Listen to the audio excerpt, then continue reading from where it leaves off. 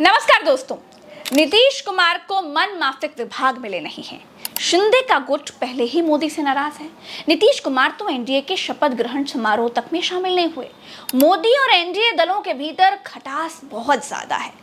दोस्तों, जिस अग्निवीर योजना को मोदी बड़े गाजे बाजे के साथ लेकर के आए थे, नीतीश कुमार अब उसी अग्निवीर योजना को बदलने के लिए संसद के सत्र में दबाव बना सकते हैं।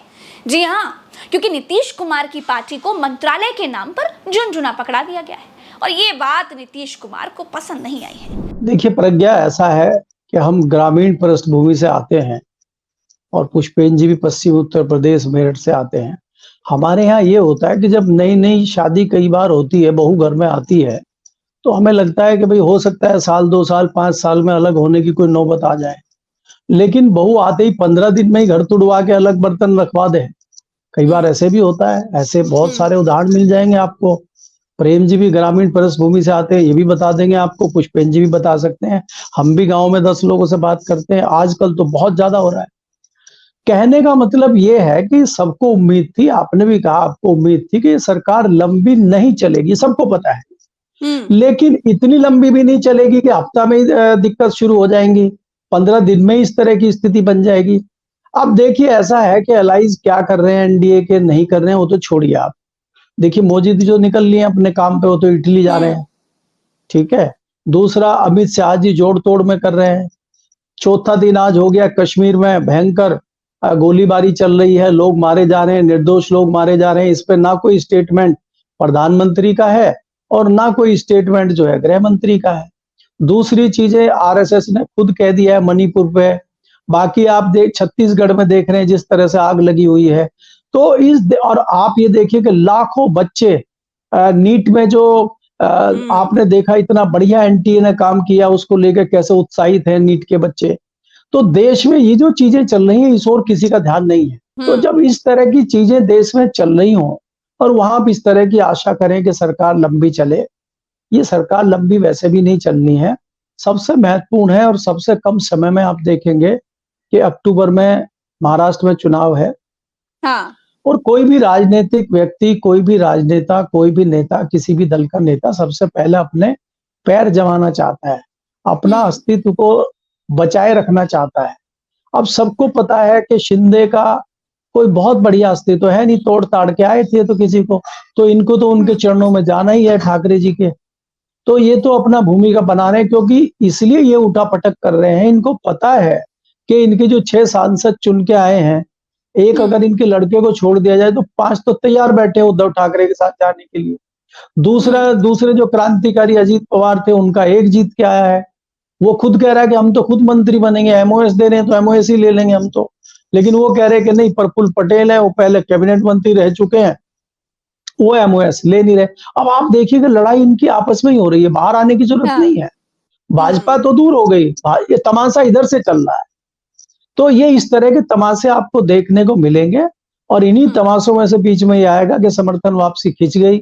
आपने देखा कि कल जो शपथ समारोह हुआ नायडू जी का, उसमें नीतीश कुमार गए नहीं, तो इसका क्या, इसके क्या मायने निकाले जाए। कहाँ तो गृह मंत्रालय, रक्षा मंत्रालय, रेल मंत्रालय की बातें हो रही थी, कहाँ पंचायती राज देकर निपटा दिया गया। मोदी के एक एक मंत्री को कई कई विभाग थमा दिए गए और गठबंधन साथियों को मिला आरजेडी की भाषा में झुनझुना। नीतीश कुमार चाहते हैं कि अग्निवीर की योजना बदली जाए। 24 तारीख से संसद का सत्र शुरू हो रहा है। बीजेपी को बहुमत की सीटें दिला पाने में फेल हो चुके नरेंद्र मोदी के सियासी जीवन का सबसे मुश्किल दौर शुरू होने वाला है। दोस्तों, तारीख आप नोट कर लीजिए, 24 जून। यही वो तारीख है जिसे नरेंद्र मोदी अकेले पड़ जाएंगे और जो मोदी के साथ खड़े हैं आज 24 जून के बाद, वही मोदी के खिलाफ खड़े होंगे। राहुल गांधी, अखिलेश यादव संसद में नरेंद्र मोदी को अग्निवीर योजना को वापस लेने पर घेरेंगे। नीतीश कुमार वैचारिक तौर पर मजबूरन इंडिया के पाले में खड़े नजर आएंगे। टीडीपी भी विपक्ष की इस मांग का विरोध नहीं कर पाएगी। दोस्तों, मोदी के सामने परेशानियां ये हैं कि अगर उन्होंने अग्निवीर योजना वापस ले ली तो भक्तों के आगे उनके 56 इंच के सीने का क्या होगा? मोदी की उस इमेज का क्या होगा जहां पर यह कहा जाता था कि मोदी जी जो करते हैं गुरु सही करते हैं, मोदी के आगे कुआं है और पीछे खाई है। अग्निवीर वापस लेते हैं तो यह साबित हो जाएगा कि मोदी ने तानाशाही करके ये योजना देश के युवाओं पर थोप दी, और अगर नहीं वापस लेंगे तो नीतीश और नायडू ज्यादा देर तक साथ रह नहीं पाएंगे। नीतीश कुमार तो जातिगत जनगणना के मुद्दे पर भी मोदी के खिलाफ खड़े होंगे। अभी विपक्ष ने पहला मुद्दा अग्निवीर को बनाना चाहा है। ये संसद शुरू होते ही नए सांसदों की शपथ होगी, उसके बाद ना भूचाल आ जाएगा, क्योंकि इस बार विपक्ष पहले से और भी ज्यादा मजबूती के साथ दिल्ली पहुंचा है। दोस्तों, ये पहली बार है जब भारत में कोई प्रधानमंत्री बना है और प्रधानमंत्री बनने के 10 दिन के भीतर सरकार की स्थिरता के बारे में चर्चा होने लगी है। और ये चर्चा इसलिए है क्योंकि नरेंद्र मोदी का अब तक का शासन करने का स्टाइल निर्णय थोपने का रहा है। चाहे 3 काले कानून का मामला हो, चाहे नोटबंदी का मामला हो, चाहे अन्न पर टैक्स लगाना हो, चाहे जीएसटी लगाना हो, जो मन में आया थोप दिया, किसी से कोई सलाह मशवरा नहीं। लेकिन पहली बार नरेंद्र मोदी गठबंधन के चक्कर में फंस गए हैं। अब पहली बार महामानव को मालूम होगा कि वो बायोलॉजिकल हैं। अभी तक वो इतने मनमाने थे कि खुद को बायोलॉजिकल मानने से इनकार करने लगे थे, परमात्मा के भेजे हुए दूत बनकर घूम रहे थे। दूसरी बात यह है दोस्तों कि 10 साल बाद लोकसभा में नेता प्रतिपक्ष की कुर्सी कांग्रेस को मिलेगी। 2014 और 2019 में विपक्ष के पास इतनी सीटें नहीं थीं कि वो नेता प्रतिपक्ष बन सके। संसद की वेबसाइट पर लीडर ऑफ अपोजिशन सर्च कीजिएगा, वहां अब भी आखिरी एंट्री सुषमा स्वराज जी के नाम की दर्ज है, जो 2009 से 2014 तक लोकसभा में नेता प्रतिपक्ष थी। पिछले 10 साल से लोकसभा में नेता प्रतिपक्ष का पद खाली है, क्योंकि 2014 के बाद से किसी भी विपक्षी दल के 54 सांसद नहीं जीते थे। मावलकर नियम के तहत नेता प्रतिपक्ष बनने के लिए लोकसभा की कुल संख्या का 10% यानी 54 सांसद होना बड़ा जरूरी होता है। यानी बीते 10 सालों की अपेक्षा में इस बार विपक्ष ज्यादा मजबूत है। इस बार विपक्ष में राहुल गांधी, अखिलेश यादव, डिंपल यादव, तनुज पुनिया, उज्जवल रमण, अफजाल अंसारी, महुआ मोइत्रा, मीसा भारती जैसे धुरंधर वक्ताओं की फौज पहुंची है, जो सरकार से बड़ी मजबूती से सवाल पूछेंगे और जवाब देने के लिए मजबूर कर देंगे। अब सैकड़ों सांसदों को सस्पेंड कराने की हिम्मत महामानव ला नहीं पाएंगे। मन की बात करने वाले महामानव को संसद में अब सुनना होगा और अपने एनडीए के सहयोगियों की भी बात सुननी होगी। नीतीश कुमार खुश या नाराज भावना के हिसाब से नहीं होते, वो रणनीति के हिसाब से होते हैं। और जब कभी भी वो संवाद तोड़ने लगते हैं तो इसका मतलब होता है कि वो एक बड़ा निर्णय लेने वाले हैं। तो ये संवाद तोड़ना हर समय देखा गया है, जब उन्होंने इंडिया गठबंधन तोड़ा तब भी, जब एनडीए छोड़ा था तब भी। तो इस वक्त एक बार फिर इस अवस्था में है कि संवाद कम हुआ है, अभी खत्म हुआ है हम नहीं बोलते, क्योंकि इसका संबंध सीधे स्पीकर जैसे पद और मोल भाव से भी हो सकता है। तो इसलिए इस संवाद तोड़ना, लेकिन ये संवाद तोड़ना एनडीए से हटने वाली स्थिति में आएगा, इसका तो इसके लिए हमें लग रहा है कि टाइमिंग का इंतजार होता है, अभी हम नहीं कह सकते इस बात। बिहार में नीतीश कुमार के लिए बिहार विधानसभा चुनाव में अभी से बीजेपी बोलने लगी है कि नीतीश कुमार के नेतृत्व में चुनाव लड़ा जाएगा। इसका मतलब है कि उनको भरोसा दिया जा रहा है कि आप ही मुख्यमंत्री रहिए, हमको सेंटर में हम इसी तरह सपोर्ट करते रहिए। दूसरी तरफ इंडिया गठबंधन से उनको उस अपॉर्चुनिटी का इंतजार है जबकि उनके नाम पर प्रधानमंत्री पर सहमति हो जाए, तब वो मुख्यमंत्री वाला जो बीजेपी का सुझाव है उससे हट करके एक बड़ा निर्णय लेंगे। उनके लिए तो बड़ा निर्णय यही होगा।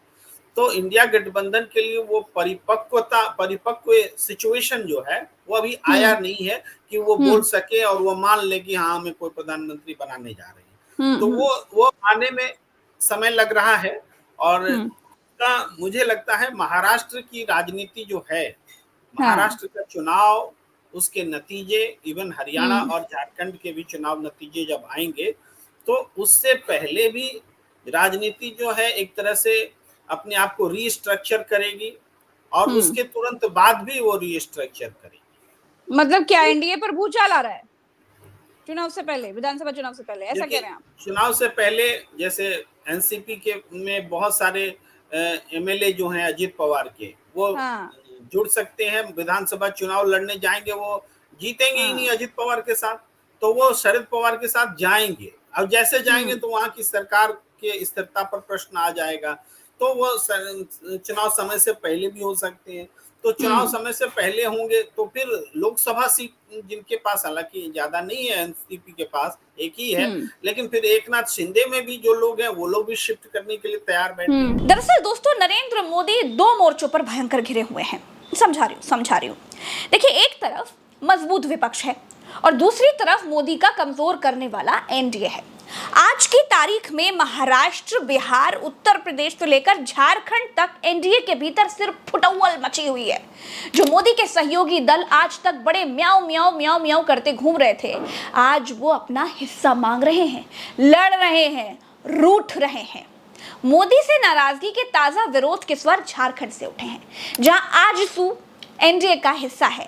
गिरिडीह की सीट पर आजसू के सिंबल पर चंद्र प्रकाश चौधरी दूसरी बार चुनाव जीते हैं, लेकिन मोदी जी मंत्रिमंडल में उनको जगह नहीं दिए हैं। मोदी जी ने 71 मंत्री बनाए हैं, लेकिन उसमें आजसू को सम्मान नहीं मिला है। इससे सांसद चंद्र प्रकाश चौधरी बहुत नाराज हो गए हैं। बिहार में नीतीश कुमार वित्त और रेल मंत्रालय की आस लगाए हुए हैं, लेकिन जेडीयू को ये दोनों मंत्रालय नहीं मिले और स्पीकर की कुर्सी भी बीजेपी अपने पास ही रखना चाहती है। नीतीश कुमार बहुत नाराज हैं। मोदी ने अपने पुराने रवैये को अभी तक बदला नहीं है। मोदी ने अपने पुराने रवैये को अगर दिखाया तो कभी भी एनडीए टूट सकता है। प्रज्ञा, महाविकास अघाड़ी वहां बना हुआ है, जिसमें शरद पवार, उद्धव ठाकरे और ये तीनों लोग मिले हुए हैं। कांग्रेस उनके साथ है। ये मिलके चुनाव लड़ेंगे और ये अजीत पवार और शिंदे विंदे जो है सब खत्म। रिपोर्ट भी यही है कि पीपल सर की महाविकास अघाड़ी जबरदस्त प्रदर्शन पर है।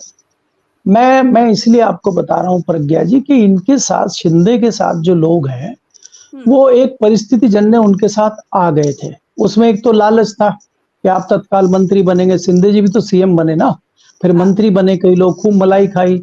दूसरा, जो कई लोग जाना भी नहीं चाहते थे, उनके पीछे तोते लगे हुए थे, सीबीआई, ईडी। तो अब ना तो तोते लगे हुए हैं, ना अब कुछ पद मिलना है। तो 90% लोग जो इनके साथ हैं वो सब जो शरद पवार के थे उधर निकल लेंगे और उद्धव ठाकरे के थे उधर निकल लेंगे, क्योंकि सबको पता है कि इनको कुछ होना तो है नहीं आगे। तो इनको भी पता है, ये शरद पवार को और शिंदे को, कि जो मिलना था, जो होना था, वो हो चुका। अब इनका राजनीतिक अस्तित्व खत्म होने जा रहा है। तो ये 70 बताएं, ये 500 बताएं, इनके बताने से कुछ नहीं होना। बताने को तो लोग बहुत कुछ बताते हैं यहाँ, है ना। तो अब ये है कि इनका कुछ होना जाना है नहीं। महाविकास अघाड़ी मिलके वहां चुनाव लड़ेगा।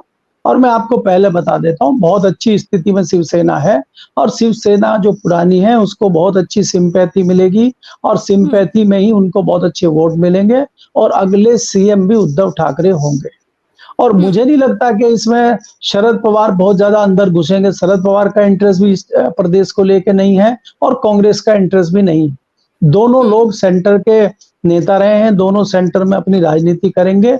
और इसके जो भीष्म पितामह हैं इंडिया गठबंधन के, और नीतीश कुमार को प्रधानमंत्री बनाने के जो असली रणनीतिकार, जो चाणक्य हैं, वो शरद पवार है। शरद पवार के पीछे महाराष्ट्र की लॉबी है। शरद पवार के पीछे गडकरी जैसे लोग भी आउट ऑफ वे जाके उनको सपोर्ट करेंगे।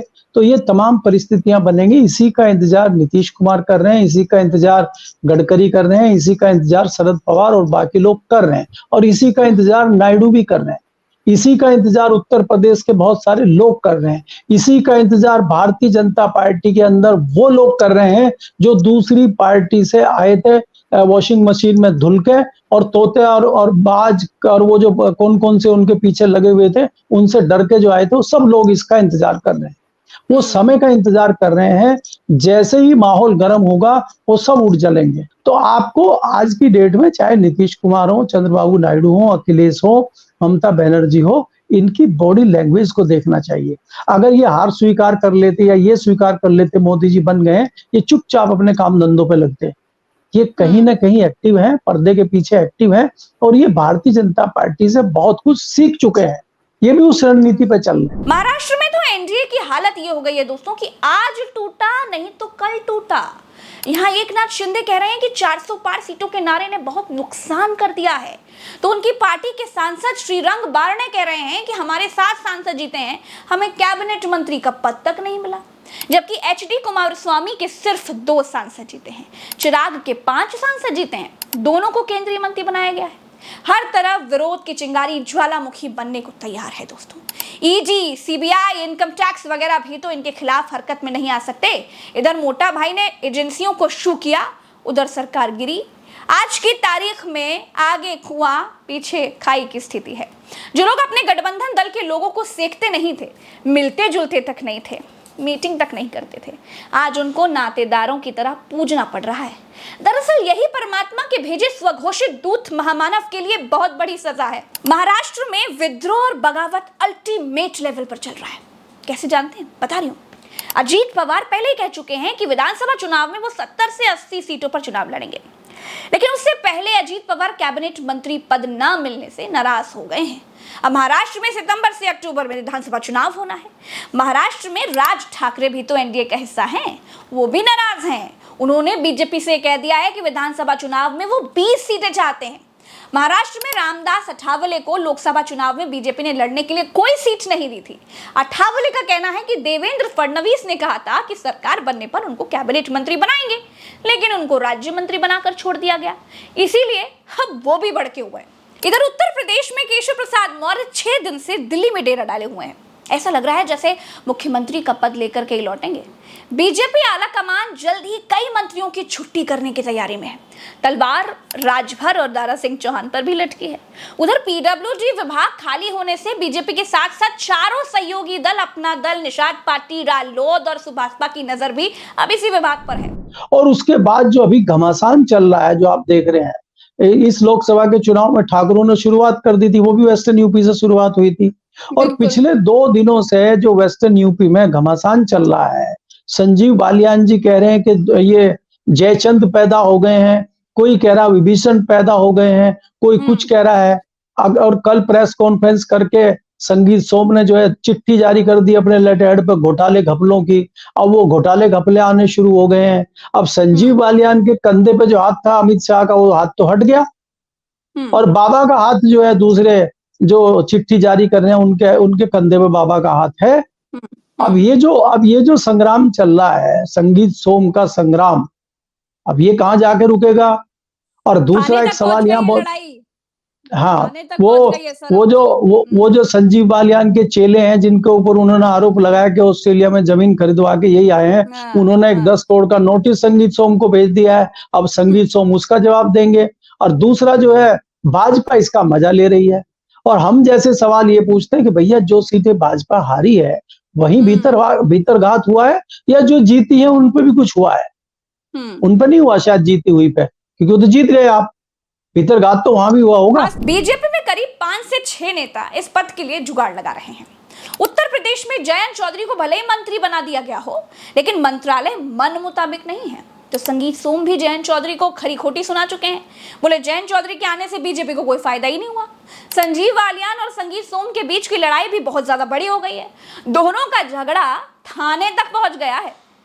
नरेंद्र मोदी ने कभी नहीं सोचा था कि सिर्फ बहुमत न मिलने पर उनके सामने इतनी बड़ी बड़ी मुसीबतें खड़ी हो जाएंगी कि 5 साल तक सरकार चलाने का दावा करने वाले नरेंद्र मोदी के लिए सरकार का पहला महीना पार करना तक मुश्किल हो जाएगा। दोस्तों, नरेंद्र मोदी हो या अमित शाह, दोनों बस यही कोशिश कर रहे हैं कि किसी भी तरीके से संसद वाले संकट से निपटा जाए। बाकी मुश्किलों को तो बाद में देख लेंगे, क्योंकि अगर सत्र में ही नीतीश और नायडू भड़क गए तो मोदी जी के लिए सावन तक सत्ता में रहना भी मुश्किल हो जाएगा। अभी के लिए इतना ही, चलते हैं। राम राम, दुआ सलाम, जय हिंद। चैनल को सब्सक्राइब जरूर कीजिएगा और वीडियो को शेयर करना तो कतई मत भूलिएगा। शेयर करेंगे तभी तो सच दौड़ेगा। दीजिए इजाजत, नमस्कार।